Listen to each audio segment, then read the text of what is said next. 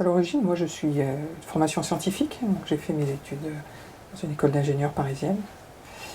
Et à la fin de mes études, j'ai eu la possibilité d'avoir une bourse du gouvernement japonais pour faire mes recherches au Japon. Et donc je suis arrivé au Japon voilà, au début des années 90 et pour faire de la recherche. Et c'est à ce moment-là que j'ai rencontré cette voie qui est issue du zen, la voie de la pratique de la voie du thé. Et ça s'est fait de façon, comme souvent, pour des moments importants de notre vie, d'une façon apparemment fruit du hasard. J'ai rencontré par une amie une dame japonaise qui était maître de thé depuis plusieurs générations sur Tokyo et qui m'a proposé de venir à une session de thé. Et, j'ai fait une expérience à la fois très simple. On était dans un univers comme peut-être on peut avoir au fond de nous le désir de vivre ces qualités à la fois relationnelles, relationnelle par rapport aux autres, cette relation à l'environnement, la relation aux objets, la présence de la nature, une simplicité et en même temps beaucoup de profondeur, une expérience très riche. Et cette expérience-là m'a ensuite incité, bien entendu, à poursuivre sur cette voie.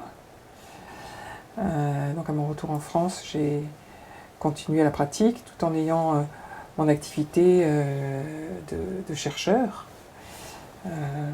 Et peu à peu, au fil des années, le Japon et la pratique du thé a pris plus d'importance dans ma vie. Et actuellement, je vais régulièrement au Japon, j'enseigne cette pratique en France.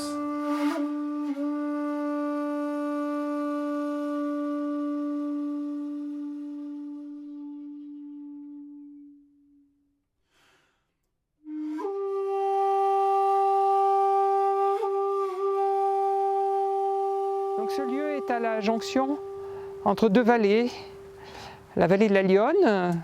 La Lyonne prend sa source au saut de la Truite, col de la Bataille, près du roc de Toulon, donc on voit juste en face.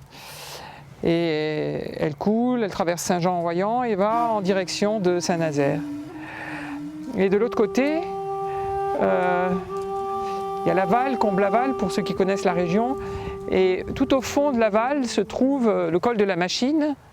Et le Cholet prend sa source au col de la Machine et il coule perpendiculairement à la Lyonne et vient rejoindre la Lyonne au bout du terrain.